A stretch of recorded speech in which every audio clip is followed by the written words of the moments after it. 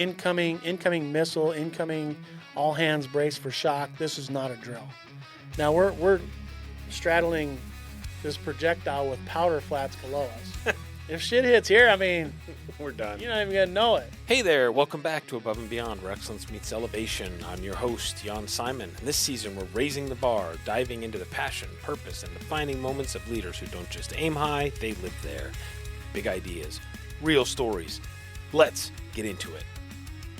Today on Above and Beyond, where excellence meets elevation, we welcome a man who's built his life and career around integrity, honesty, and a deep commitment to his community and serving others. Born and raised in Wyoming, his competitive drive showed up early as a four-sport athlete and dedicated wrestler through college.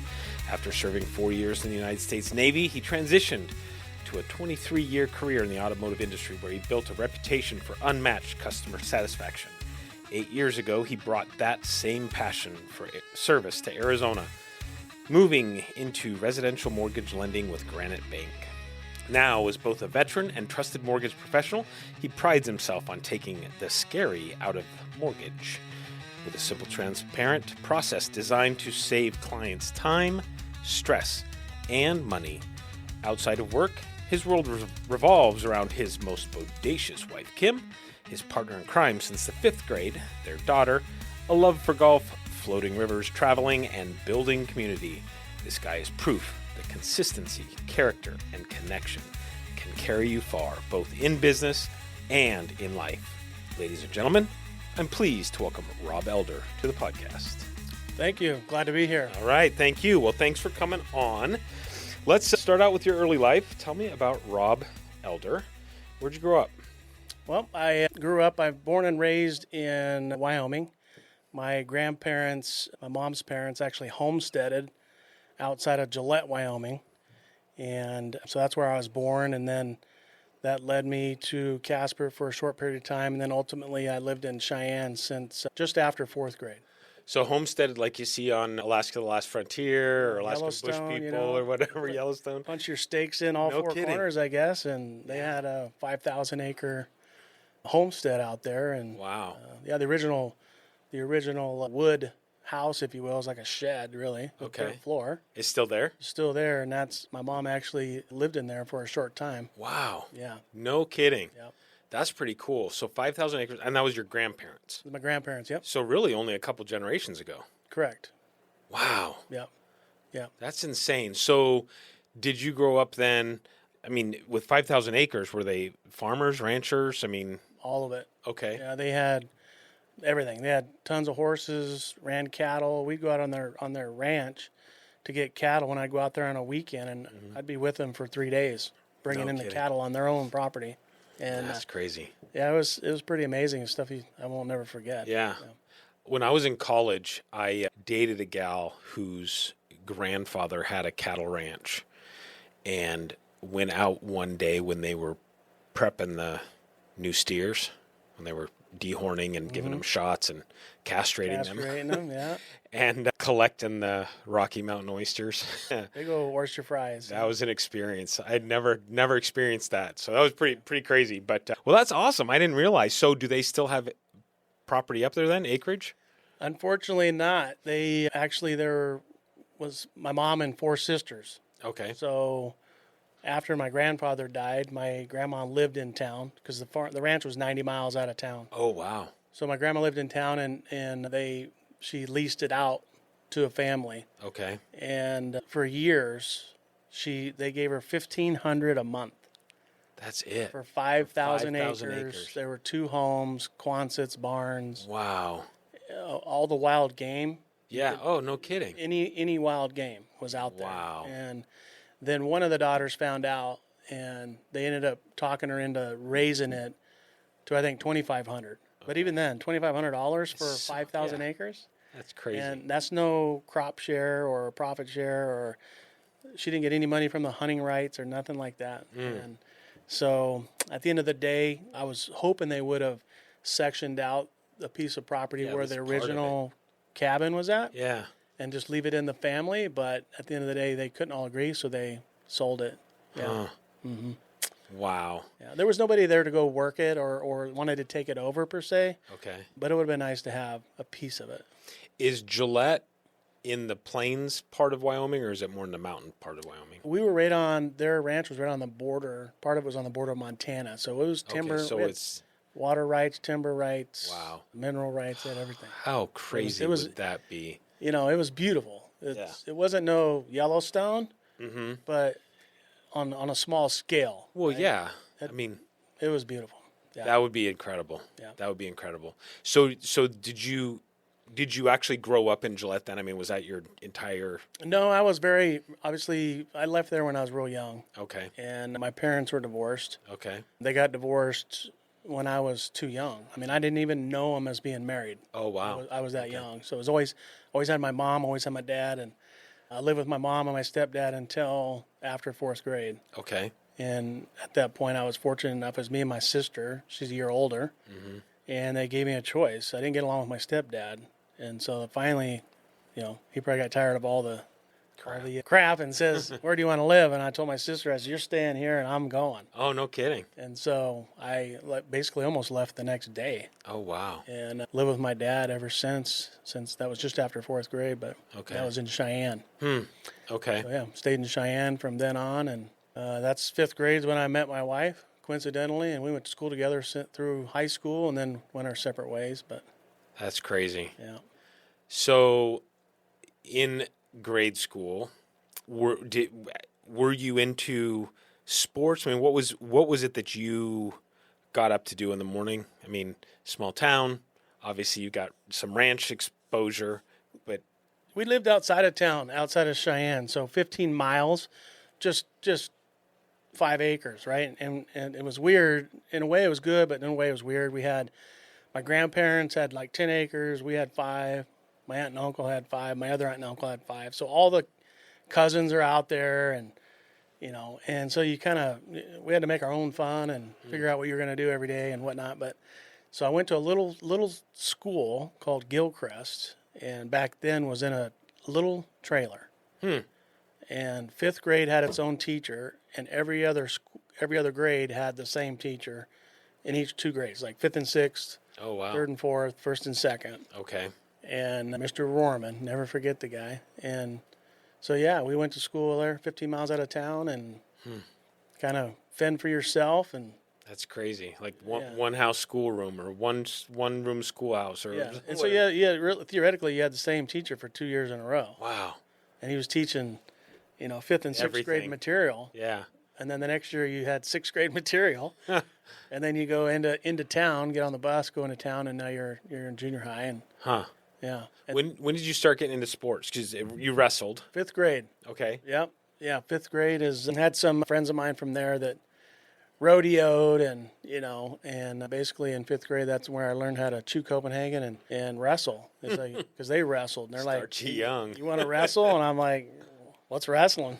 Yeah. And you got to put on this little leotard. Little singlet. Yeah. And that was 5th grade. That's when I started. And back then it was called AAU wrestling. And now I think it's called USA. But yep. And I did that all the way through high school as well. And then junior high, they had wrestling as part of intramural PE. Okay. Like a PE class. So not like an actual sport, but part of PE. Part of your PE program. Okay. And they had wrestling, they had kickball, they had different things. And then when it was time for wrestling, they're like, oh, man, this guy knows how to wrestle in 7th grade. Now, 7th grade, I was like 65 pounds. You're a small kid. Yeah. I didn't break 100 pounds till 10th grade. No kidding. Yeah. Wow. Yeah, 10th grade, I wrestled 105 pounds. I weighed 100. Wow. But, anyway, they asked me if I wanted to be on the wrestling team for junior high, and I'm like, I wrestle every weekend. I go to practice every night. I mean, I don't know how much more wrestling I can do. Yeah. So after a couple weeks, I kept saying no, and then finally said yes. And junior high, I never lost one match in junior high. No kidding. Yeah. And then junior high, I always went out.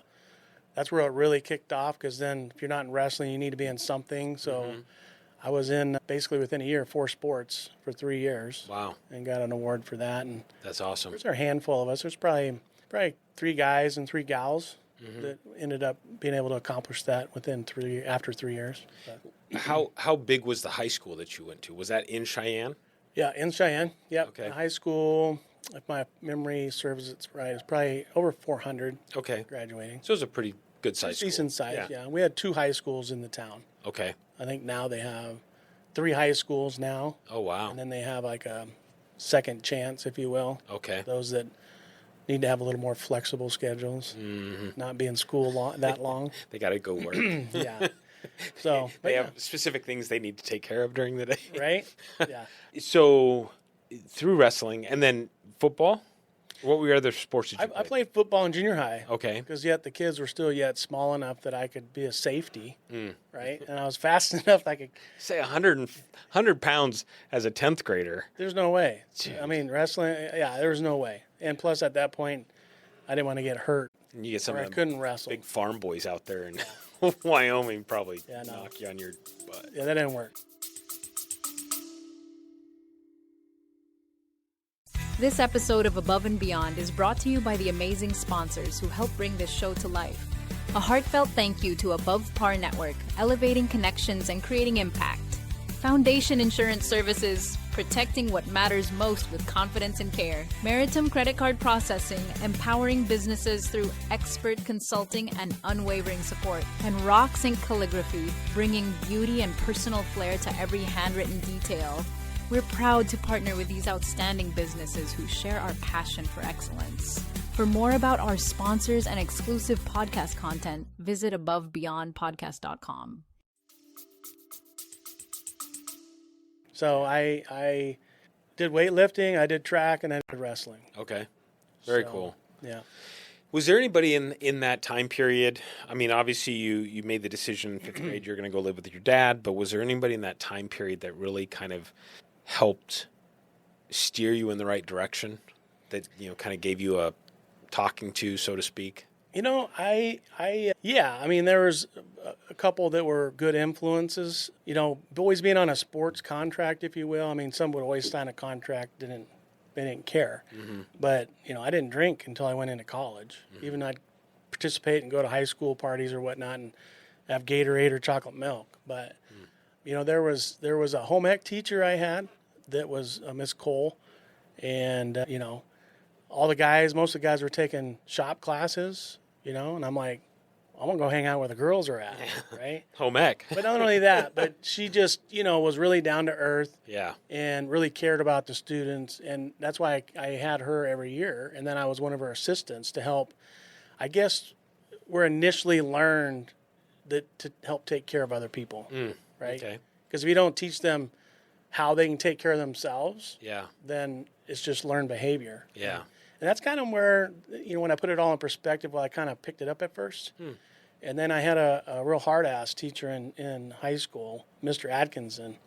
He was an English teacher, and he actually got drafted by the New York Jets. Oh, wow. Back in the day, and he got injured and hurt his knee. But he was like a strength training coach. Okay. And he helped a lot before wrestling season started, and keep you on that discipline level, and do what you say you're going to do, and do it when you say you're going to do it, and and it all flowed from there into college and then into the military. So after high school, did you go straight to college or go military first? Or high school, I got a small little scholarship, nothing to mention, but a scholarship to a college up by Powell, Wyoming. Okay. And they didn't have a football team; it was junior college. I believe it's even a 4-year. You can get a 4-year degree from there now. But anyway, the wrestling team was the sport. Oh, interesting. I mean, they had obviously basketball and volleyball and different things like that. But so I got a scholarship there, and after high school, and that's where the varsity. I met them at a college party, and they're like, "Yeah, I hear you're going to be on the wrestling team." And me and coincidentally, a good friend of mine from the opposing high school, East High School. We both went there for wrestling, and didn't even know until we went to the gymnasium to get our curriculum. And then my cousin was both of our RAs. Oh, no kidding. We were in the same dorm. Oh, that's crazy. Just coincidentally. Yeah. But anyway, the upperclassman's like, well, you going to have a beer or whatever? I'm like, nah, I don't drink. Well, if you're going to be on our team, you're going to drink. And I'm like, I guess I'm going to have a beer. Yeah. And there it went. And in high school, I was probably, I would say that I was in the best shape of anybody on the team. All the while I hated running. Hated running. But I was in good shape. And so that helped when I went into college. But college is a totally different level. Yeah. And I really got burnt out on losing weight. I mean, if you think about it, you're like probably sitting there thinking, well, shit, you didn't even weigh 100 pounds. What are you talking about losing weight? Oh, yeah. Well, I went from 100 pounds in 10th grade to the beginning of school, I was 155 as a senior. Okay. And I wasn't fat by any means, but in order to be competitive, you're gonna lose weight. Yeah. And that was back when they didn't have any regulation on losing weight. I mean, I'm wrapping garbage bags around you. I was doing the same thing. So I wrestled. Yeah. So same thing. I mean, I don't know if I was one of the better in shape guys. I think I probably was, but more like I didn't cut weight my senior year. I wrestled up 2 weight classes. But then I went from there, where it was like fat and happy, basically, lifting weights and doing all that stuff, to college, where then I cut, because I was at 163, give or take, cut down to 148. Yeah. And I was like 3% body fat, and just That was a senior in high school. bad. Yeah, it was. I weighed 155. I had my weight card from the doctor because they had to sign your card, check your body fat. And I had it signed at 125. Wow. And so the doctor initially said, well, there's no way. Yeah. I'm like, I can lose 10 pounds water weight. Yeah. And I already done that. And he's like, oh, well, okay, but I'm going to watch you. Yeah. And so at the end of the day, it was 130. 130 was what I could weight. get down to. And, Yeah. and every Monday I was 12 pounds overweight every Monday, and was not healthy, but I never got sick. I had teachers complaining because you get down to 3% body fat. It's like MMA fighters when they weigh in, their cheeks all sunk in, and they just don't cramp look healthy. for anything. Yeah. I'm taking X-Lax. Yeah. Oh, I got crazy. sick. We had to go to a tournament. It was a takedown tournament at North Idaho College, I think.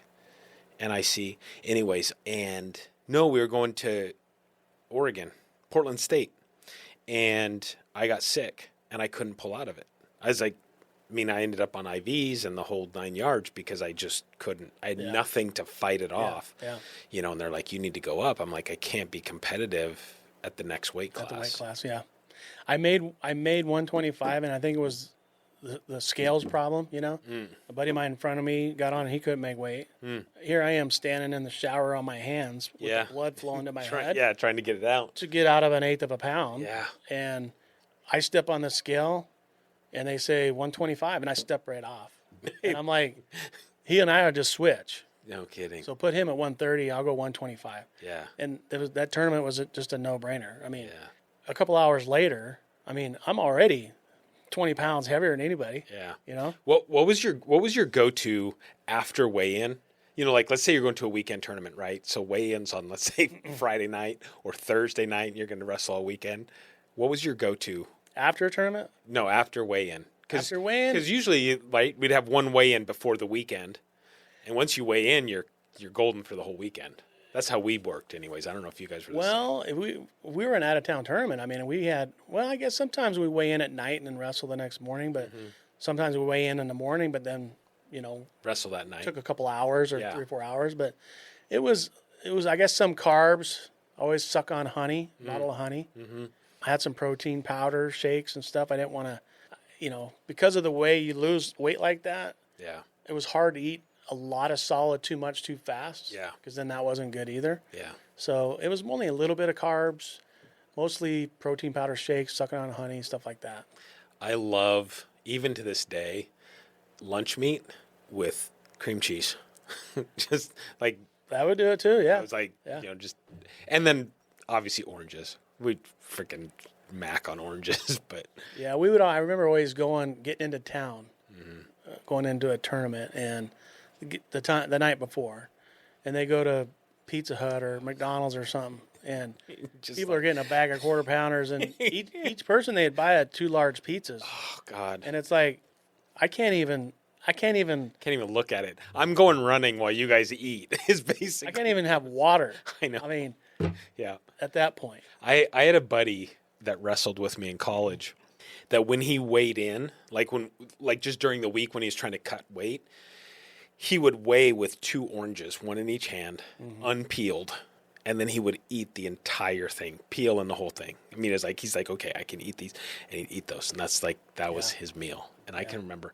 I remember going to the dining hall in college, and they you're like, God, I just want to eat something, and you're like, what can I, Yeah, today they're a lot more regulated, so I would say that they're a lot healthier way of doing it, losing weight, and don't let you lose this and that, but there was some regulation back then, but very, very, not very tight. Yeah. I remember what was the wrestling movie when we were kids? Vision Quest. Vision Quest. So all-time favorite. Yeah. Oh, I love that movie. We lived for a period of time. We lived 12 miles from town, 180 acres, and we had out the back of our house. We had this hill that went up, and I had a log out there that I literally would throw on my shoulders, and I'd run up and down the hill to get. It's like, and I got it from that movie. It's like, oh, that's a good idea. Yeah. Let's go do that. You throw on the rubbers and you're out there, sweating your ass off. I had a water bed, so I'd wrap trash bags around me. Turn it on hot. Put on two sets of sweats. Oh, geez. And turn on the water bed on high with the hoodies on, and that's the way I slept at night. No kidding. Come Thursday and Friday. Yeah. I mean, that's all I could do. I mean, wow. I don't even know if they make them anymore, but back then they'd make the chocolate X-Lax bars. Oh, really? Yeah, I ate them like they were Snickers. Oh, no kidding. And I never went to that extent. That's all I could do to lose as much as I could. A lot of fiber. Yeah. A lot of fiber. Same thing, yeah. But, yeah, that's crazy. Yeah. All right, so went to college. Did you graduate college? I did not graduate college. It was hindsight I wish I had, but it's kind of everything happens for a reason. It was kind of twofold. One, I was getting burnt out on the wrestling. Mm-hmm. I went to PAL for the one semester, and once you're exposed, no excuse, but then I started drinking too much, right? And because I was 7 hours away from home. And so finally, I was at least smart enough. So, I'm getting burnt out of this wrestling and losing weight. This is not healthy for me. So I went back home. Gotcha. After the first semester, and then went to school. My hometown has a community college, LCCC, and my passion was criminal justice. So I studied criminal justice for 2.5 semesters, and then my best friend, growing up, he wanted to join the military, and while we were still in high school, he said, well, let's join the Coast Guard, and let's go be on those drug runner boats. Yeah. I'm like, yeah, that sounds like fun. Yeah. And I go home and say, Dad, I'm going to join the Coast Guard. He's like, no, you're not. I'm like, well, why not? You're going to go to college. I was like, damn it. So then, time goes on, and then finally he came to me when I was home or after work. I was working at the dealership my dad worked at, and he came and he goes, hey, I just joined the Navy. I said, he said that to you? Yeah, my best friend. Oh, your best friend. I thought your dad. No, my best friend. Okay. And I was like, no, you did. And he goes, no, I just did. I joined, signed. I'm leaving in 2 weeks. No kidding. I said, you take me down to the mall and prove it to me. And I said, I'll leave with you. So I went to the mall. The guy, typical recruiter, shows me everything. Mm-hmm. I said, well, we want to join the buddy system. So we want to go together, same town, same boot camp, same division. Yeah. Travel the world for 4 years together. It's the greatest vacation you'll ever be on, right? Yeah. Yeah. So we get there. You'd be a good recruiter. Right? Yeah, exactly. Yeah. And tell them what they want to hear, not what's going to happen. Right. Because then once they got you, you got no choice. Oh, yeah. Now you're owned by the government, right? Exactly. But so he showed me, and I said, okay. I said, just mirror these. I said, and I'll join. And luckily, I was smart enough to look at them. So then I got to look, and I'm like, wait a minute, wait. This here says you're sending me to Great Lakes. I said, I'm supposed to go to Orlando, Florida with him. Oh, yeah, that's my mistake. I'm like, yeah, right. So we had him redone, and then we went to boot camp, and that was a totally... Could you imagine I went from college wrestling and then went to boot camp. I was in way better shape when I got to boot camp. I mean, they couldn't what they called cycling you. Mm-hmm. They couldn't cycle me enough. Yeah. Were you in worse shape when you got out of boot camp? Oh, yes. Very much so. I mean, to be working out and trap us in a commons area with no ventilation and the windows shut and you're, shoulder to shoulder trying to do jumping jacks, slapping each other in the face. It was fun to me because, I mean, I can just keep going all day. Yeah. But a lot of them guys, it was a different story. But so anyway, we went to boot camp, and then our idea was we wanted to go try out for SEAL team. Okay. And because he played football with Fort Hays State, Kansas. Okay. And then I did the wrestling thing. But anyway, and then he was also on the swim team in high school, so he could swim. So he had to. I trained with him a little bit before we went to boot camp to swim better. Mm-hmm. So we go to out of boot camp. We had to go to classification because then you had to go to pick a school to go to before you go to Buds. Okay. So we were going to Corpsman School, Okay. and they accepted him with Corpsman School, and they denied me. They said, "No, your math score is 2 points too low." I'm like, "What?" As you can't give me a waiver? Yeah. No, can't give you a waiver. But my buddy, he didn't pass all the pull-ups, but they gave him a waiver on the pull-ups. But they wouldn't give you a waiver on the math. On 2 points math score. Wow. And it's crazy, right? Because I've been doing finance now ever since. Yeah. So maybe I'm sorry for your Yeah, finance I've been doing. all those people you've done financing for, any mortgages, yeah. Yeah, you might as well start questioning it now. Yeah. Right. It's funny, listen to you talk because, so, first Gulf War, I almost went into the Coast Guard. Like literally had a buddy that was in the Coast Guard and went to the Coast Guard recruiter, told him I wanted to be, I called it a swimmer. Mm-hmm. And he says, like a rescue swimmer? Yeah, a rescue swimmer. Mm-hmm. He says, we don't have, I said diver. Mm-hmm. I want to be a diver. He says, we don't have divers in the Coast Guard. I'm like, well, the guys that jump out of the helicopters and swim. Search and rescue. And he's like, I don't know what you're talking about. So I ended up not going to the Coast Guard. And then had another buddy that was in the Navy. He had cycled out at this point, but he went Navy, then he went Army National Guard. He was in the Army National Guard. And he's like, if you're going to do something, you should go into the Navy. You'd probably be great in SEALs. And I was obviously wrestling, but then I was fighting forest fire. So I was, rappelling out of helicopters at this point. I mean, just doing all that stuff. So went to Navy recruiter. Navy recruiter was really cool, kind of talked me through different things. The one piece of advice my buddy gave me says, if they say that they'll give you anything, make sure it's in writing. Yeah. Don't just take their word for it. So went from the Navy recruiter to take the ASVAB, took the ASVAB, and then wanted to go corpsman. I'm like, I want to be a corpsman. Well, when you're going through the interview process, have you ever done any drugs? I'm like, well, I tried marijuana once in high school, whatever. Yeah. Oh, well, you can't be a corpsman. I'm like, what do you mean I can't be a corpsman? He says, well, you've tried drugs. You're going to be carrying on morphine on the battlefield. You can't, you're going to use the morphine. I'm like, I was a stupid high school kid, fall into pressure. You know. Anyway, so he says, you can't be a corpsman, but you scored high enough on your ASVAB that you can be a nuclear engineer. I'm like, don't know what that is. Yeah. Sounds really boring. Don't want to do it. So we kind of go back and forth. I'm getting in this argument with this recruiting officer, not the one that I spoke to initially, but this one at the whatever enrollment station. I don't know what they're called. And so he's like going back and forth. He says, look, I can guarantee you SEALs if you go in under a 2-year seaman apprenticeship program. I'm like, what? Mm-hmm. He says, well, the 2-year seaman apprenticeship program is basically you go in and for 18 months you get to see all that the Navy has to offer. And then at the end of 18 months, you can choose to re-enlist or you can cycle out at 2 years. I'm like, but what school do I get? He goes, oh, no, you get to see everything. And I'm like, that sounds like I'm going to be washing toilets in the bottom of a ship. And I don't want to do that. So ended up not going into the Navy at that point, which is kind of funny. But I thought, man, I could be a SEAL. I mean, I was in stupid good shape. Yeah. When I was fighting forest fires, I mean, we would rappel into the bottom of Hell's Canyon up in Idaho, Oregon border with 100 pounds and hump that out of there. No problem. Yeah. It's like, you want me to hike where? 10 miles? Let's go. Yeah. You want me to find my way through the forest? Yeah. Okay. Give me a compass. Give me a compass and a topo map. I'm off, So and anything with adrenaline? I'm in. Oh, absolutely. We used to there's a slough. So in Enterprise, Oregon, which is where I was stationed to the rappel crew, in Joseph Lake is this massive, it's kind of like Coeur d'Alene Lake, but it's this massive lake. At the base of it, there's a slough that's kind of a runoff to the dam. But it's these wood timbers that have been overgrown with, I don't know, it's not seaweed, but, like lake. Mossy weed. stuff. Yeah, moss stuff.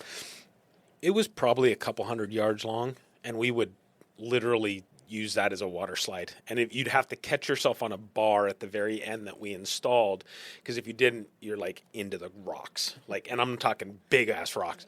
So, I mean, anything adrenaline wise back then, I was in. Yeah. Do sure. What? You don't think I'd do that? Hold my beer. I'll do anything once. Yeah, exactly. So anyways, all right. So you go into the Navy. You go to Florida. Yep. I go to Orlando, Florida, and then I end up going to Norfolk, Virginia. Okay, and you don't get corpsman.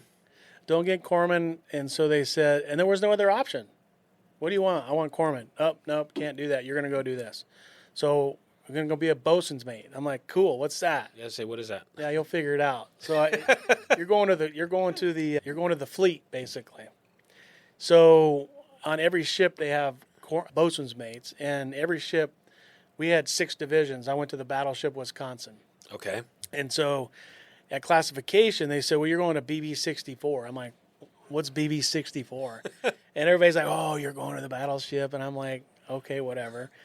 There was this other kid that had another ship, and I don't remember the name, but he was going to Bremerton, Washington. Mm. Well, at the time, my mom lived in Shelton, Washington, which is only, I think it was like an hour away or something. It's not very far. And so I'm like, let me trade orders.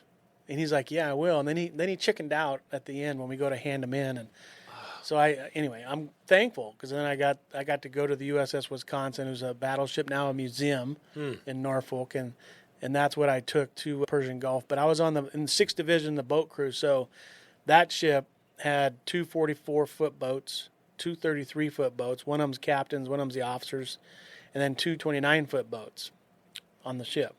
And so our division was in charge of all that. What do you mean boats on the ship? Like 40-foot. Like lifeboats? Well, 29-foot lifeboats, man overboard boats. We had 2 of them. And then we had 2. And you're assigned to one of those boats? No, the whole division took care of all the boats. Oh, okay. So you did all the maintenance, and then you had to take them off the ship when we were anchored out to take people to shore for liberty. Then we used the 40-foot boats for those. Okay. And then, obviously, the officer's boat had a front cabin and a rear cabin. They were 33-foot. Wow. And then the captain had his own boat, same thing. And then you did all the... Where do they keep all those boats? Well, they keep the... Are they on the boat? Yeah. They keep the 40-foot boat basically just off the flight deck. There's a flight deck on the back of a battleship. Okay. Which is a helicopter, right? Helicopter flight deck? Yeah. Okay. So just off of that, there's room for the 2 40-foot boats. They stack them one on top of each other on a dolly, right? No and kidding. The metal wheels, if you will, and it's griped down to like 2.5-inch metal cord, and there's 2, 4, 6, 8 cables tie it down to the flight deck. No kidding. Yeah. So when you get in big seas, doesn't that make it really top heavy? Yeah. No, really? Not at all. No, actually, the wave broke that loose. Broke all 8 of those cables when we were coming back from Persian Gulf. Okay. And they come wake me up, open up my curtain. They said, "Hey, we need your help out on the flight deck." I'm like, "Why?" It's like 1 a.m. He said, "No, the double dolly broke loose and they're rolling around on the flight deck. We need help getting it tied back down." I'm like, "You're crazy." Shut my curtain. I'm like, "There's no way. I'm not going out there." Yeah. No way. That's insane. Because our ship went through a hurricane. Wow. Yeah, and it was insane. Take like metal ladders going up from outside, going up from one deck to the next, and just crunching them like a pop can. And you want me out there on a piece of rope the size of your... No. So wow. Yeah, so I was in charge of that division, and we had a what they call a paint locker where all the other divisions, boiler techs, engine, all of them would come get their stuff to do their maintenance. And then the bosun's mates all took turns for all the lookout stuff, like security lookout, and we're the ones that steered the ship to the coordinates and by coordinates that we were given. Yeah. So we did a lot. Because you had a couple years of college before you enlisted, did that help you at all? Yeah, I went in as an E3. Okay. So, you didn't go in as an E nothing. Okay. I went in as an E3, which helped. I made E5 before I got out. Okay. So in 4 years, which that's pretty good. And that was during the first Gulf War? Mm-hmm. Okay. Yeah. We went over there when it was Desert Shield. Okay. Initially. Yep. And then once it actually turned into the war, if you will, was when it turned into Desert Storm. Gotcha. And so I was over there from beginning to end. I was there for 11 and a half months. Wow. Okay. Yeah. And right off towards Desert Storm, or in Desert Storm. I was right off the coast of Kuwait. Oh, wow. Yeah, shooting. And our ship was also the Tomahawk, missile Tomahawk, commander of the Desert Storm. So we had submarines, destroyers, all the other vessels that were shooting missiles. We were the commander, so we determined what vessel was shooting what at what time at what target. Wow. And it was pretty impressive. And then during general quarters, right? Shit's getting ready to hit the fan, if you will, and you don't know what's going to happen. And they say general quarters, this is not a drill, and you're like, oh shit. Yeah. Okay, well, whatever happens is going to happen. Yeah. But I was in a battleship. There's the 16-inch gun turrets, and there's 3-gun turrets in the front and 1 3-gun turret in the back. So I was a left hoist operator for the rear gun turret, and so the powder flats was below me, and it took 3 90-pound bags of powder to shoot one projectile that weighed as much as a Volkswagen Bug. How did you? Did it have like cranes? Cradles. Okay, Yeah. cradle. Yep. So it went up through a cradle that was hydraulic, and When that thing goes off, do you like have to keep your mouth open so it doesn't blow up your eardrums or anything? you don't even have to have hearing protection. Really? Although I got a hearing loss disability, but in where the projectiles are, it's a metal deck Okay. with like some oil on it, right? Because you're sliding these. You take a rope around the bottom, around a gypsy head, a power, and pull on it, and then it sucks it into the cradle, Okay. and then where you hydraulically lifts it up. Yeah. So when no action's going on, you climb up and you're straddling a 16-inch projectile. That's where you sit, and No kidding. no ventilation, right? That would Because suck. in case of biochemical attack. Yeah. And yet they say, there's gunner's mates were in charge of that per se, but we were just temporary duty during general quarters. So they said, well, you need to have your long sleeves buttoned down and your pants tucked into your boots and this up to your neck. I'm like, I wore coveralls. I had them rolled up to my knees. Yeah. I had them down, tied around my waist, just a white T-shirt on. Huh. And the gunner's mate guy in charge, he's like, you need to button down and whatnot. I'm like, it's 140 degrees in here.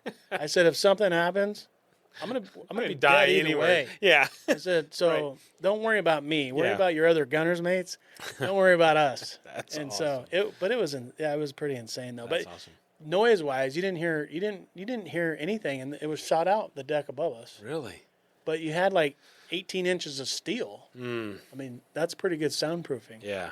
I mean, literally, it's like, boom. You did not literally need ear protection. That's incredible. If you're outside, that was a different story. But Yeah. same thing with the Tomahawk missiles. Outside, they were so loud. Super loud. Yeah, and those were amazing to watch when they take off because they're programmed to hit a certain target. Okay. Well, they had problems if that target had already been destroyed, and it's searching for that target. Oh. And then they'd have to reprogram. Reprogram it to hit something else? Yeah.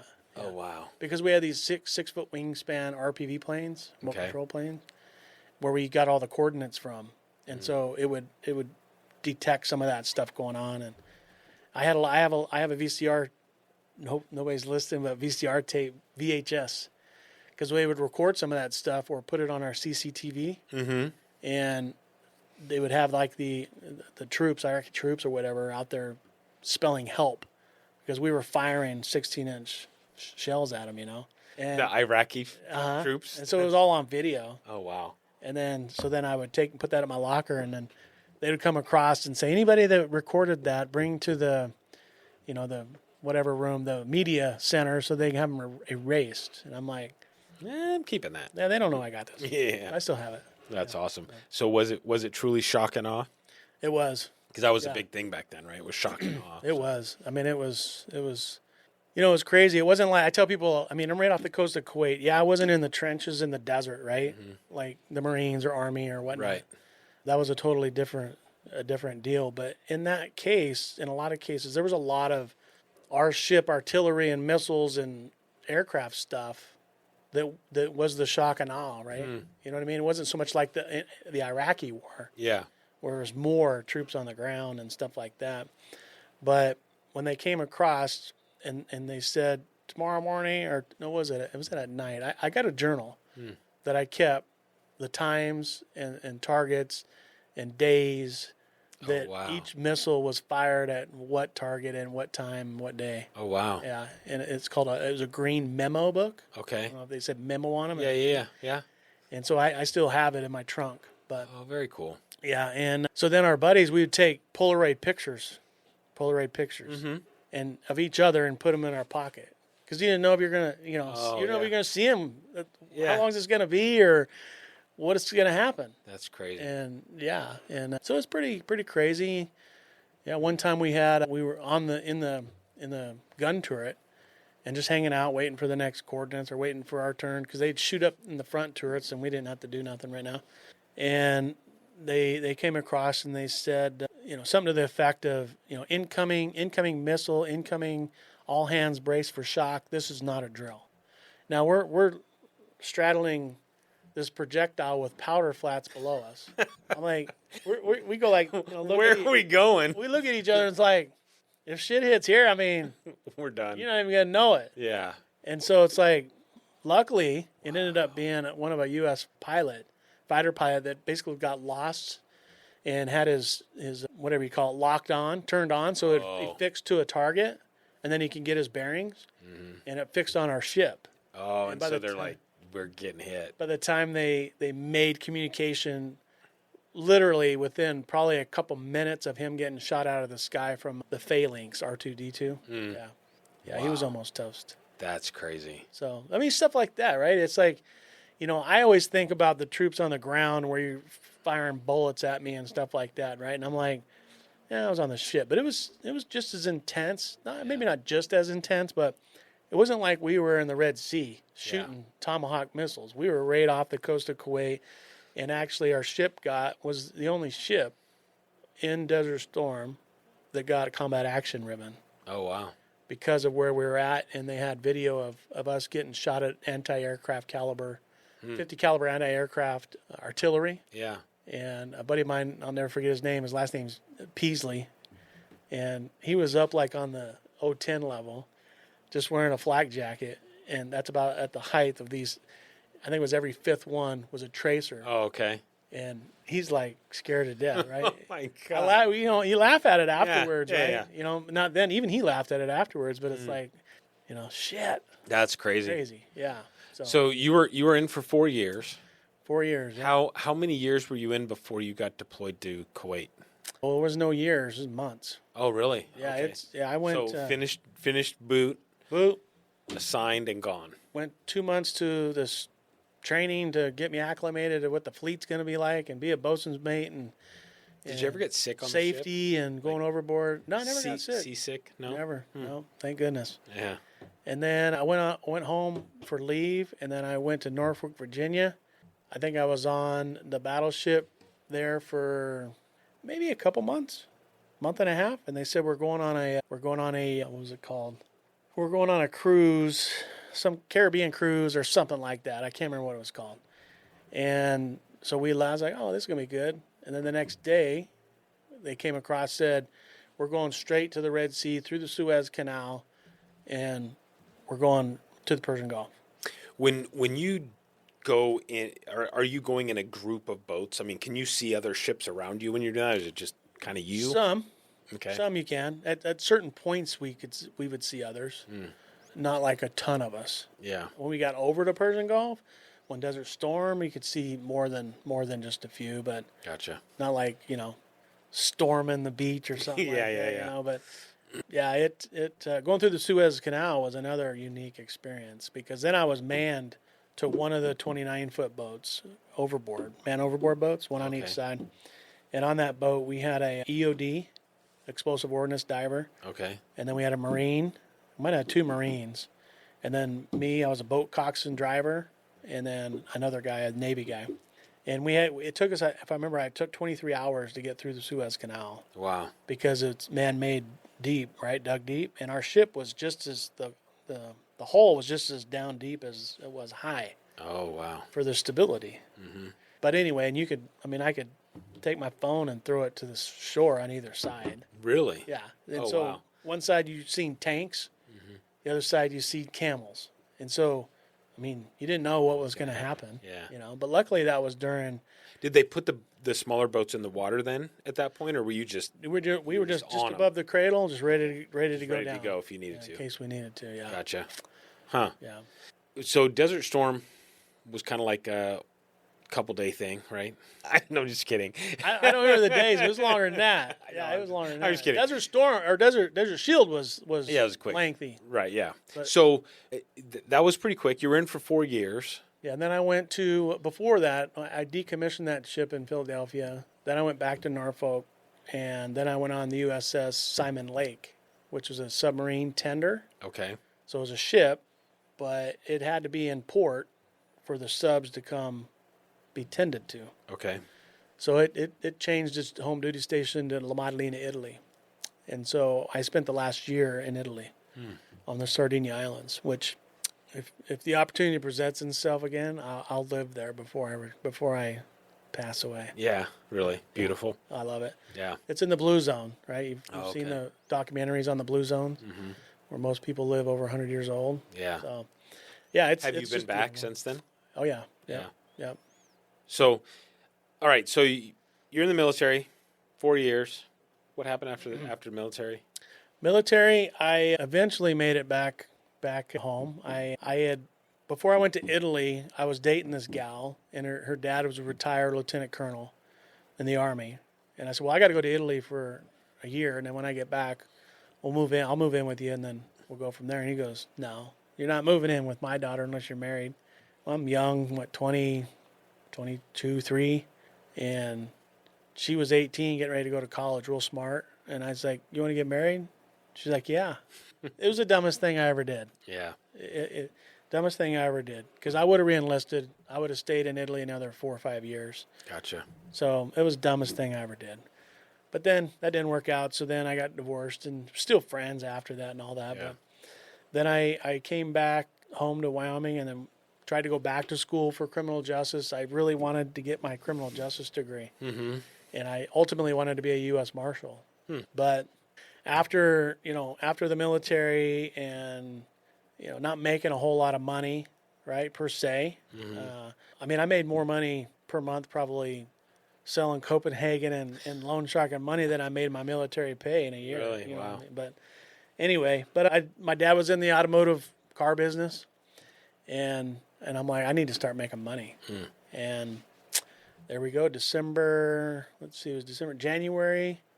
January of 95 is when I started in the automotive world.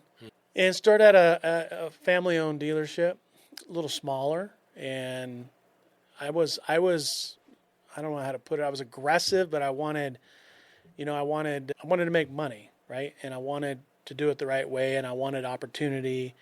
And I'm very common sense kind of guy, right? I get that I need to do this, but that doesn't make any sense, right? Yeah. So tell me why. And anyway, so that my dad's like, yeah, you need to go to a bigger dealership where you have more opportunity. And so I ended up going to a bigger family-owned dealership. We had multiple franchises, and I was there for a year. So I sold cars for 2 years. Okay.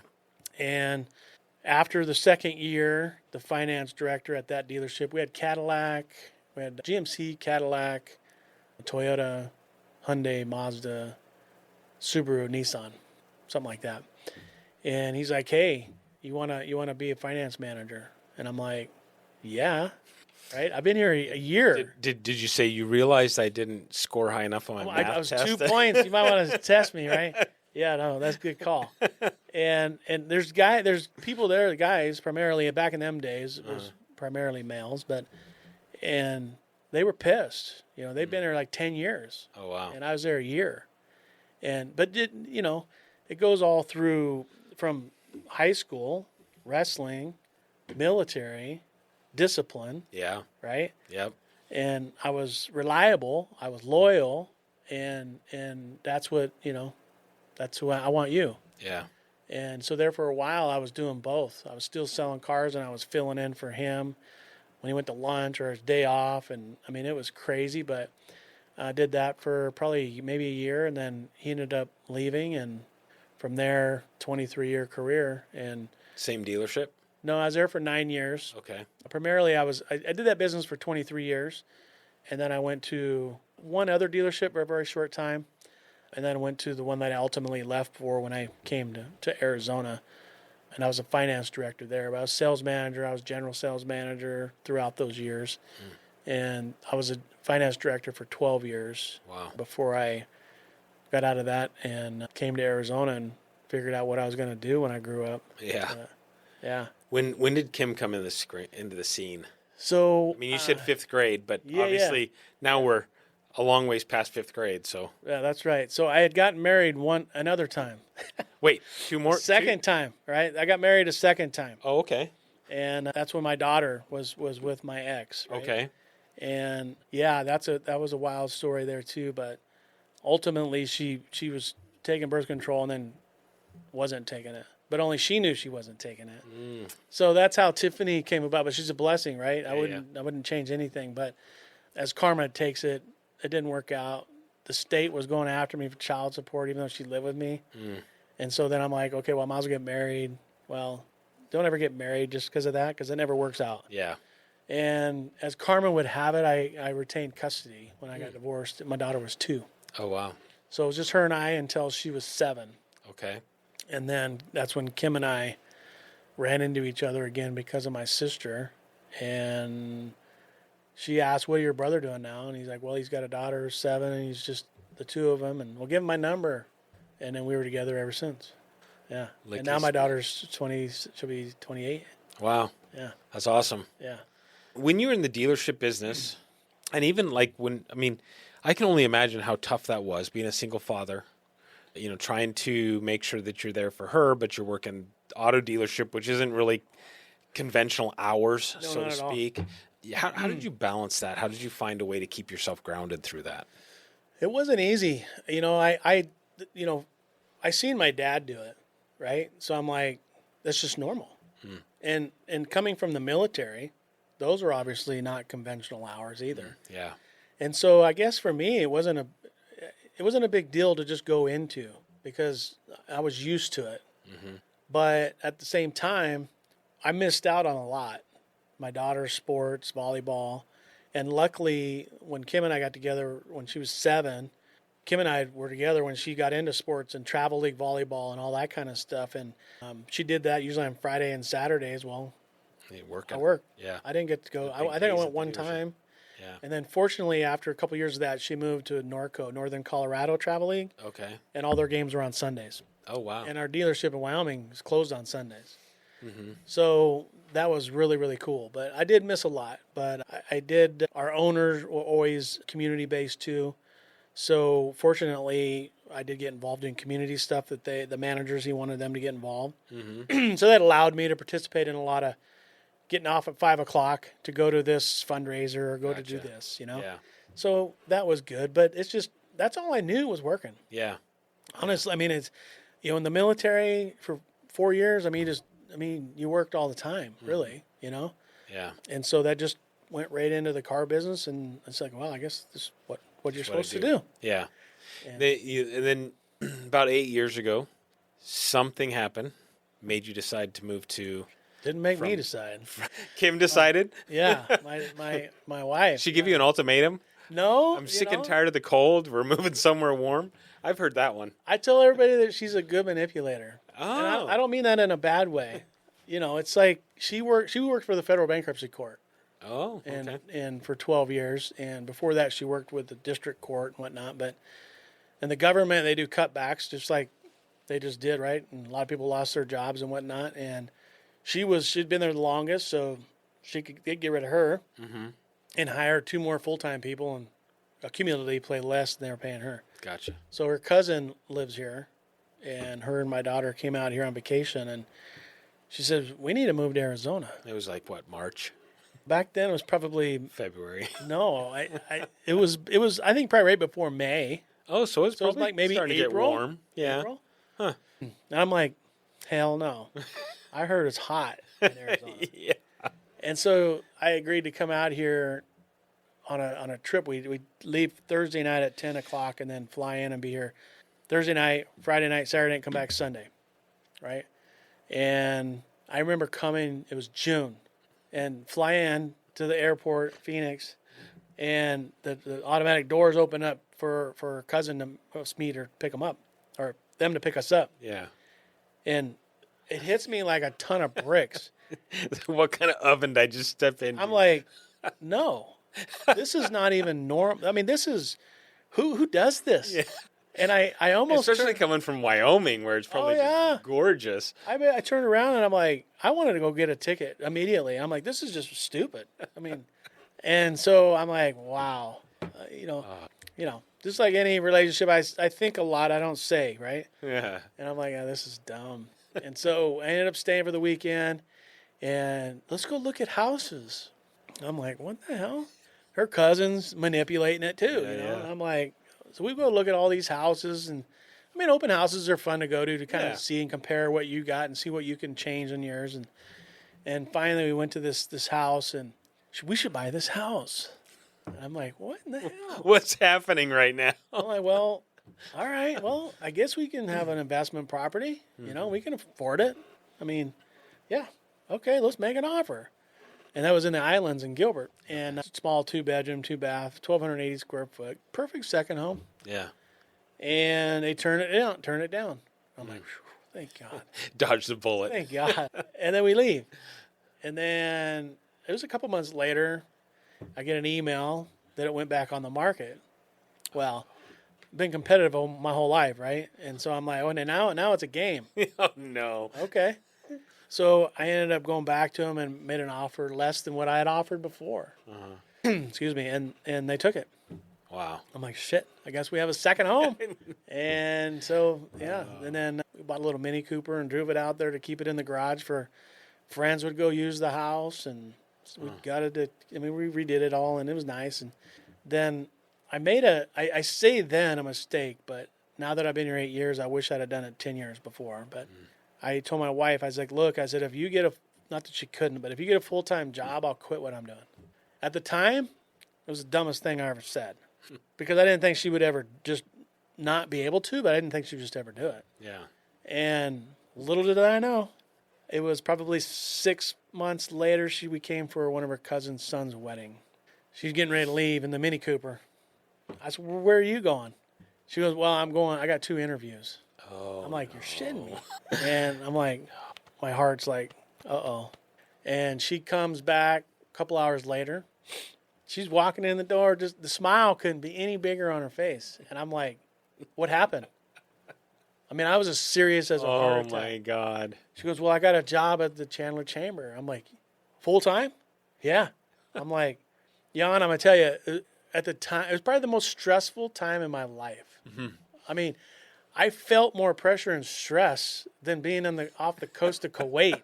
I'm like, I got to go and turn in my notice. Yeah. I mean, I had it made. I mean, it was great. Yeah, I was in the car business. I didn't know about any flexibility of what I'm doing now, right? Yeah, yeah. I just knew work and going to fundraisers, and that's it. Wearing suits every day and leather-soled shoes, and right, that's all I knew. And I'm like, what am I going to do?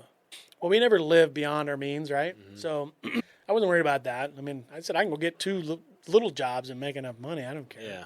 But so then we ended up moving to Gilbert, and I told her, I said, I'm taking 3 months off. I'm going to learn how to play better golf. Still not there, but I'm better than I was. Yeah. And that's what I did. Didn't know what the hell I was going to do. And I've always been successful and made it happen, and no matter what I did. And so I said, I'll figure it out. Yeah. And yeah. So how did you end up in the mortgage business? So a buddy of mine, coming full circle, I helped him to get into finance in the automotive business. And when I left and when I went to Arizona or came to Arizona, he had gotten out of the finance world and got into the mortgage business. And he said, hey, what are you going to do? I'm like, I don't know. I'll figure it out. I'm not getting in the car business. I'd stay where I was at. Yeah. Because here, they work 7 days a week. I'm like, there's 10 o'clock at night. I'm like, I ain't doing that. So he said, why don't you do mortgages? I'm like, I don't know anybody. I don't know anybody here. I know Kim's cousin and her sons. I mean, I don't know anybody. They're not even buying houses yet. And he goes, yeah, but you know everybody in Cheyenne. I'm like, well, yeah, I do, but I'm in Arizona. Anyway, I just went for it. I went and studied for the test, did a 2-week online course, and I tried just going through it. But even then online, you can only go so fast. Then you had to stop for a couple days. Okay. So literally it was a 2-week course. And then I went to Iceland for vacation for 10 days. Came back, took the test, passed it first time. And I'm like, call them up. And I'm like, yeah, I guess I passed the test. So I started doing mortgages. And I'm like, we got to make this, I got to figure it out. We got to figure out how to do it. Yeah. And in addition to letting everybody in Wyoming know that I'm not the car guy anymore, right? Yeah. Now you need to call me for the mortgage house guy, Yeah. And it took me about 4 months. Started doing business and obviously jumped both feet. First thing I did, both feet in with the chamber. Yeah. As fast as I knew how to meet people. Yeah. And make connections. And it was, that was stressful. Don't get me wrong. It's like I got in where I told Kim, being transparent, I said, I got $4,000 in the bank. I'm like, I'm praying every night. Yeah. Like, it's like, it's going to work. Yeah. It's the power of positivity, right? This is going to work. This is going to work. Keep taking steps. Keep moving forward. Right. And just keep going. Thank the Lord. It turned around and everything happened, right? That's when COVID started happening, right? And then the mortgage business took off. Well, people in general were buying and selling because rates were good. I didn't get to take advantage of none of the refi stuff. Like, there was a lot of loan officers that just basically dropped out of the purchase business. And just start going after refis. Because they had too many refis to do. Yeah. And they lost those relationships. Well, here I am to pick those up. Yeah. Because that's all I relied on was purchase business. And I was doing like maybe 75% purchase and 25% or less refi, just people I know. Yeah. And most other loan officers were the opposite. So when things dried up, they didn't have the relationship. Yeah. So, thankful for the community, thankful for the chamber and the ability to get involved and find the right place to stay involved. And the more you pour into something, the more you're going to eventually get out of it. For sure. So, for sure. Yeah. Looking back on your path and all the trials and tribulations and things that you've gone through, is there anything you go back and either tell yourself so you could learn it quicker and pick it up, or say, hey, don't go down that way. Come over here. Yeah, and I do. It's funny. I was thinking before I was coming here earlier today, and it's like I do so much of trying to educate people, right? I'm in the mortgage business, but I like first-time buyers. I like dealing with veteran first-time buyers, and trying to coach them. And why are you wanting to buy a house? Is this important to you right now? Like, what do you mean? Yeah, it's important to me, but why? Yeah. Why do you have to buy? And just trying to figure that out and making sure they're making the right decisions. I wish obviously we all say, I wish I'd have known then what I know now. Yeah. Right? And I think that stands true, obviously, for anybody growing up, because times change so much. No matter what decade or what age group you're growing up in, things change so much that I wish, and I don't say nothing bad about my parents or my dad or either one of them. I mean, they both worked their ass off, right? And that's what they had to do. Yeah. Everything we do is learned behavior, right? Right. Sometimes I wish I had somebody in high school or junior high or a class that would put you on the right trajectory. Yeah. They still don't have that today. Right. That drives me crazy. Yeah. Financial literacy, right? I mean, I remember back in the day, they teach you how to balance a checkbook. Yeah. They don't do that now even. Yeah, You don't even write cursive. Yeah. It's like, how do you expect for people to know what credit means? And Right. what does credit do? What do I need to do to establish credit or keep credit, or what's my car insurance going to cost because my credit score this or that, right? Right. I was doing probably once a quarter, I want to say, or twice a year, I was doing these classes for the Second Chance School. It's called Triumph High. They would bring a group of kids to the dealership, and I would give them a tour, and then I would sit down with them for probably an hour and a half, and I would talk about the importance of credit and what it affects and what you need to do to establish or utilization, as much stuff as I could try to put in their head for an hour and a half. But I mean, what are you going to gain the attention of maybe one or two kids? Yeah. Right? The rest of them, they're looking at you like, Yeah. This is I don't know. stupid. Why are we doing this? It's a waste of my time, but Yeah. it got me out of school. Right. But I wish I was smarter than I am. I'm never the smartest person in the room. I don't want to be. Yeah. But I wish I was smarter then to be able to make a difference in trying to advocate for that type of curriculum. Mm-hmm. And it still blows my mind today why that has not happened.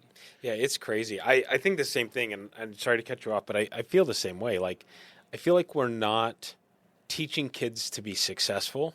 We're teaching them to get past whatever the next test is or whatever it is. Yeah. So rather than, because I think the same thing. I mean, my dad was a teacher growing up. I mean, he was English and history and stuff. But I feel like coming out of high school, I went to college because I thought that's what I was supposed to do. Supposed to do. Right? Yeah.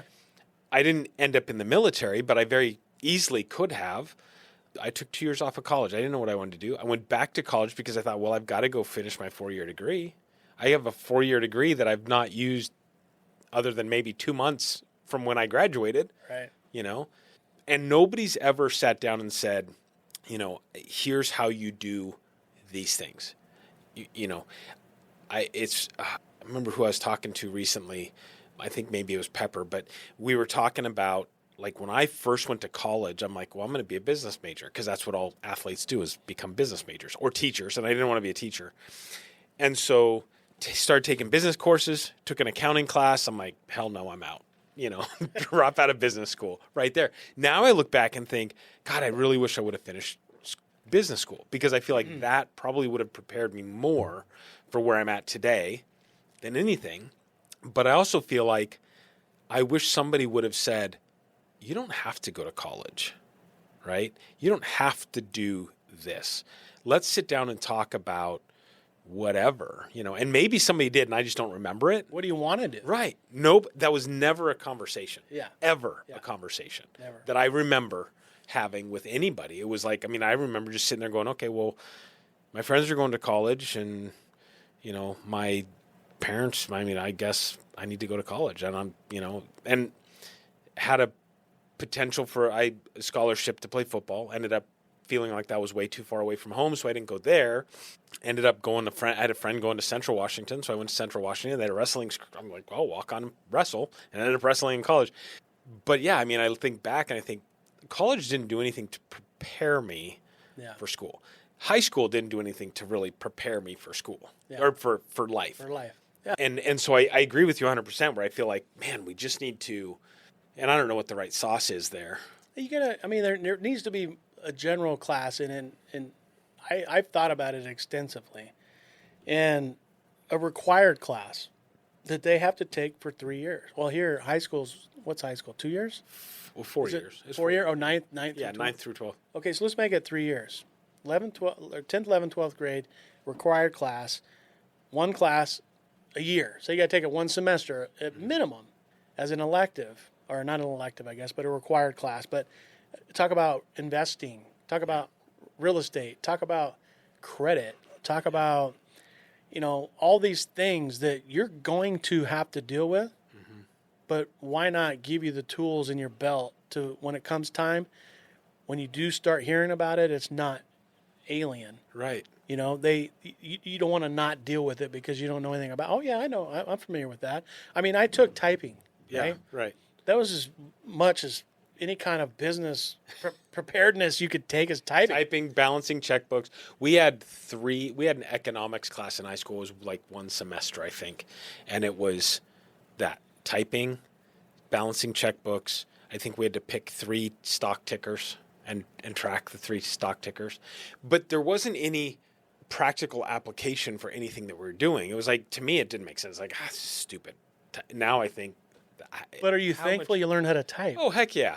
Heck yeah. If there was one thing I took away from that, is that, man, I'm glad I learned how to type. Oh, even though I was the biggest class clown, right? And I'm going in there and I'm just acting like I'm typing. Right. I don't even know what I'm typing. Right.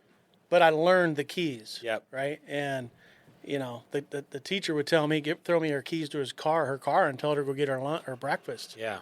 And But I was thankful I learned how to type. But I say all that to, there should be a curriculum that, even if it's just a one semester class for 3 years, to get kids familiar with those life skills that you're going to use. Yeah. It'd be night and day of what happens in our community today. And a lot of times now, I mean, as you, I'm sure I'm see too, but there's so many people that have so much debt in student loans. Mm-hmm.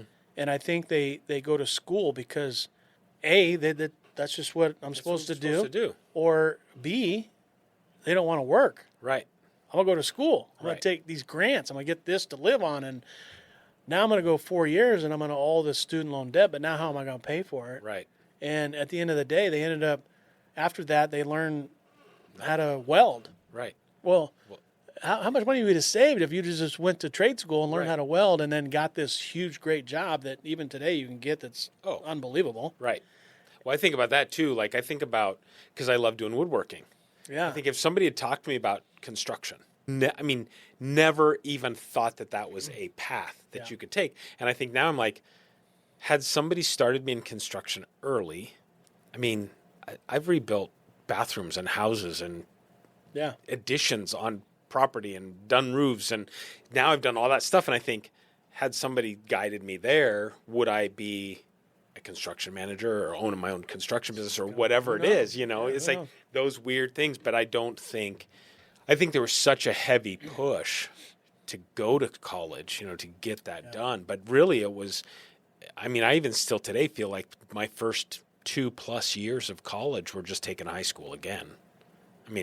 Absolutely. And we've been talking about this, and I think to myself now, because I alluded to it a couple times where my dad's like, no, you're going to college. Mm-hmm. And so in that aspect, just based on what I wanted to do, I would have ultimately at some point finished and been in criminal justice at some level. Yeah. Right? Because I had a goal of that. Yep. I had to go to college because I was told I had to go to college, but I knew I had to go to college, but I had a path. Right? But you could have. I didn't want to just go to college just to go. Right. But you could have even, after you got out of the military, you could have gone straight into the police department. I could have, but I didn't want to be just a patrol guy. Well, but right? I wanted to go to the marshal. Well, I knew I had to go to college to get. You had to have a degree. Yeah. To go that route, and after all that, I don't want to say wasted time per se, but when that time goes by, and it's time to make money now, right? Let's face it. I gotta start making my own money because I gotta pay for this and that and all kinds of stuff. So here we go. Yeah. Here we go. And then you just put your head down and you just go. You just go and you get it done. Yeah. And never look back. Switching gears for a second. Stupid question. It's not stupid. What's the scariest thing that you've ever had to do, and how'd you get yourself to do it? The scariest thing, just anything? Yeah. The scariest thing would be when I learned how to rappel. In the military? I was in the military, but it was outside of military time. Okay. Your own time. And it was in Italy, in Sardinia Islands. And I had a buddy of mine I met that he was on submarines. Okay. And he had an appendicitis, had his appendix removed, so he got DQ'd for a year and had to come to the sub-tender. And he was afraid of heights. So not only was I scared, but I was being taught how to rappel from a guy that was afraid of heights. I'm like, what are you talking about? I'm like, I'm like, well, I'll do anything once. If it doesn't kill me, I'll do it again, right? Yeah. And so that's how he learned how to break his fear of heights, was that he learned how to rappel. Gotcha. So I'm like, okay. So, I'm feeling more comfortable with it. But that was probably the scariest thing at that point when it comes to that came to mind. But the most stressful thing was that whole move to Arizona. Yeah. Okay. That was because you had always been basically, other than the military, those 4 years, you were always where you grew up. For the most part, family, friends, that was all that hard stuff around. And being in my role for 23 years, I met a lot of people. Yeah. A lot of people. Yeah. And, you get ingrained in the community, and that's what's tough to leave. Yeah. But, I just turn around and started it all over and do it here. There you go. So, What makes the elder team different? I would say the elder team, I thought about this as my why, is the elder team cares. That sounds simple, right? And you would think that other people care. And I would say some people do, but some people are in it for the transaction, right? They're not in it. They're not in it for the educating people. They're not in it for the long haul. They're not in it for the relationship. Let's put it that way. So, I mean, you know me, and you've seen me go to different things and different networking things, and I brand myself all the time. But you don't hear me talking about what I do because it ain't about what I do. Right. It is, but it's not, right? Because people got to get to know me first. Yeah. Then they can ask what I do. Then they're more open to refer me. Have you been in a situation, and this just happened to me recently, have you been in a situation where there's somebody that you've known for a period of time? We'll call it longer than a couple days, but a period of time, long period of time, Sure. where it basically comes out where they're like, I didn't know you did that. Have you had that happen to you? Oh, of course. Yeah. Yeah. It's like, And you like step back and you're like, you're not paying attention? I mean, we're around each other all the time or something, right? And it's like, do you like live in a bubble? Right. Or I don't understand, right? I mean, everybody does things that you just make you think, things that make you go, yeah, right? yep, I mean, that's life. But when I think about that, I am really a common sense kind of guy. And it's like, it's either black or white, right? Yeah. I mean, don't get me wrong. There's gray, right? But a lot of things, it like makes sense or it don't. yeah, It's right or it's wrong. yeah, And some people, they just do things that I want my best to just put my hands around their neck, right? I'm sure wouldn't it feel nice? wouldn't it? But instead, you gotta, all right, sit down, right, and be more humble about it. But back in the day, I was a lot more. I don't want to say aggressive, but I was, a kid would bring me a deal jacket with his paperwork in it, and wouldn't have the miles on the trade. Well, you're going to do that to me once, 2, 3 times. There's a spot on the folder that says miles and it's blank, right? And you train these kids and you tell them, look, every spot on this cover sheet Needs to be filled. has a reason. Yeah, It's simple. Every space has to have something in it. If there's no trade, you put NA, right? Well, I eventually just take the whole deal jacket, rip it in half, and throw it out of my office. I can go start over, right? you're a nice guy. That was before they had HR. Right? Yeah. But now I tell people, but I had finance managers at other dealerships call me and say, I can't get this deal done. I'm like, what do you want me to do? I'm not there. And they would send me some information on the deal, tell me the story. I would call the lender and get it approved, and I'd call them back and say, hey, your deal's approved. Oh my gosh. Because I knew how to talk to people and how to relate and how to figure out, tell me why, tell me this, tell me that, and be a problem solver, right? That's what I pride myself on now, is being a problem solver. And sometimes it's very stressful because you get agents that send you all the problems, right? Yep. I'm like, I know you got another lender, but man, I want to be the one that does the easy stuff too. Yeah. And I get those too. It's like, and not saying, I mean, I guess relating to you right now is I feel like that where I get other agents send me stuff. I've kicked this thing around the block for 6 weeks. Yeah. Can you fix it? Yeah. And you're like, yeah, send it to me 6 weeks ago. Right? Yeah. It's like, before the client's pissed off, before every carrier's said no because of something stupid that's there, it's like, yeah. And I enjoy the challenge in a lot of cases. I had another loan officer that was on my team, and she had a client that he just got a new job, but he was a technician, right? And technicians get paid, the majority of them get paid by piecework or the job, right? Not by the hour. Like Okay. the job will pay you 10 hours, but it only takes you 6 hours to do. okay. So it's kind of like commission, if you will, and you have to have a history of receiving that kind of pay. Yep. And we're under contract, and she's freaking out. And I'm like, shit. All right. I said, well, I'll call his employer, and I'll get his employer to change him to hourly pay. What are you talking about? I said, just trust me. So I call the employer, explain what's going on. You got a great employee. I get how technicians get paid, but as you understand, that it doesn't work like that, and I have to have a history and be able to calculate qualifying income and so on and so forth. That's it. So it's real simple. I just need you to transfer him to hourly pay, 40 hours guaranteed. While we get through That's this. all I need. Yeah. And then once we close on the house, you can do whatever you want. But it's got to be realistic. Yeah. Right? You have to pay him that way. Yeah. Right? I'm not trying to do mortgage fraud here. Yeah. But if you want me to help him get a house, this is what we need you to do. Yeah. Done. You know, if I'm an employer, I want a loyal employee that owns a house because he's got to work. Yeah. Right? So, yeah, I'm going to help him out. And I said, hey, I got it done. He's going to write the letter, change the job, show the hourly. 2 weeks, we'll collect his first check, proving that he's hourly. Done deal. Yeah. But having the ability to think outside the box like that to get something done, right? No means not right now, but there's always a way to make a no a yes. Yeah. I just got to figure it out. I like doing that for people. I like helping people in that regard, right? If they say no, send me the ones that you get no. Yeah. Right? I'll figure it out. Yeah. Where do you go from here?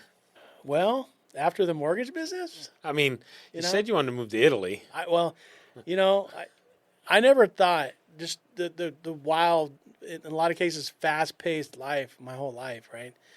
I've never had this ability, this flexibility that I have right now to be able to participate as much as I do in the community, but yet help so many people making a living. Yeah. Right? I don't punch a time clock. I mean, people that know me in Cheyenne, I mean, I wear shorts every day. I mean, this is my attire, right? Yeah.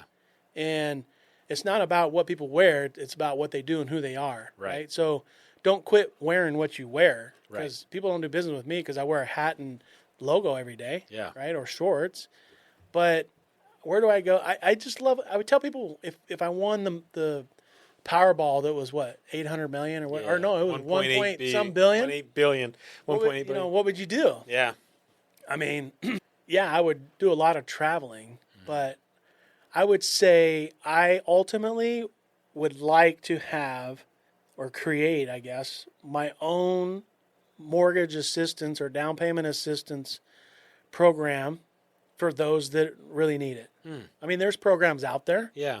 Don't get me wrong, and you got to have this, you got to have that, and But if I was a billionaire, Yeah.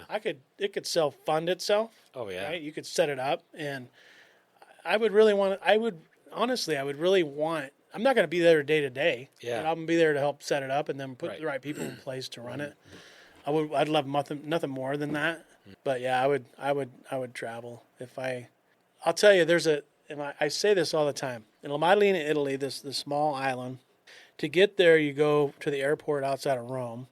You fly over to a larger island on the Sardinia Islands. You take a bus to Olbia.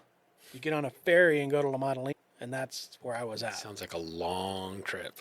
Or you take a 5.5 hour boat ride straight from Rome to La Maddalena. Oh, But wow. it's quicker to do that.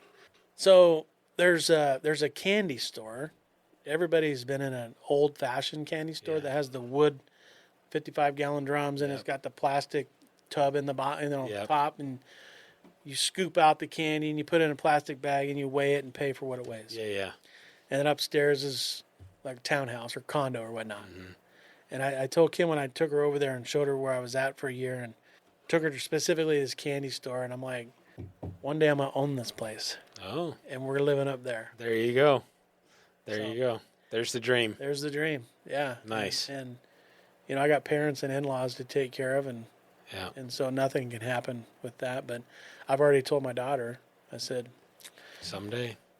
unless I don't outlive them, then either you're going to be there to come visit me or you're going to have to move with me, whatever it is. Whichever. So That's yeah. awesome. Does your daughter live here in town now?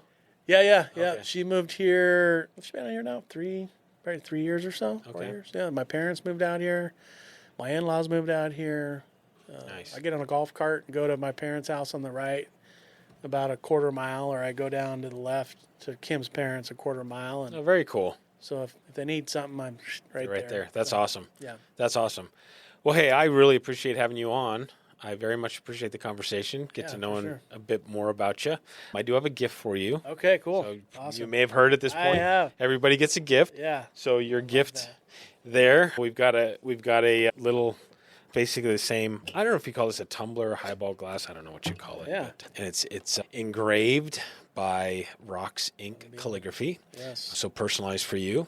Love it. Hopefully it's spelled right. I don't know if you spell Rob with one B or two B's. No, just one. Okay. Yeah. When I went to school, it was always Robbie. Okay. That's what I went by in school. And then Robbie. when I got out of the military, or in the military, it was always just Elder. Oh, okay. Hey, Elder. Elder, come here. So then when I got out of the military, I'm like, I'm not going to go by Robbie anymore. Yeah. I'm definitely not going to go by Bob, because that's my dad's name. Bob. I said, I'm not Bob. I always joke. That's my joke name when I say I could have when I talk about my name, Jan, and I joke about I could have a boring name like Bob or Dave. Right? That's the boring names. And my grandma was the only one that called me Bobby. Oh, okay. I guess I could have went by Bobby, Robbie, but just I couldn't do Bob. Yeah. My dad's Bob. My dad's dad, so I don't have to call Bob either. There you go. But I appreciate that. I do. Yeah, appreciate you being on, and I really appreciate you taking time out of your day to come on and talk with me. Absolutely. If anybody needs help, you know how to get a hold of me. Yeah, the Elder team. This is Rob Elder, and I went above and beyond.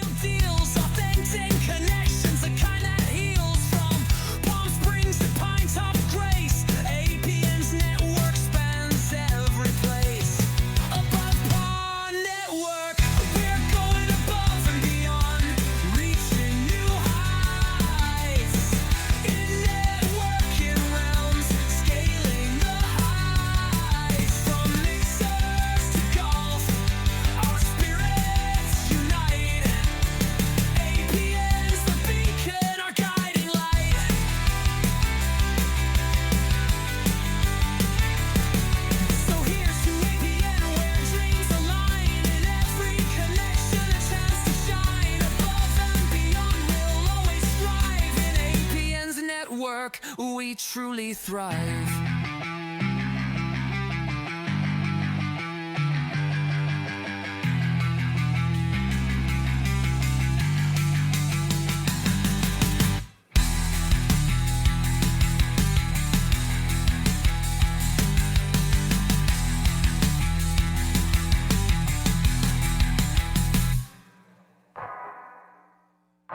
Like, share, and subscribe to Above and Beyond, where excellence meets elevation.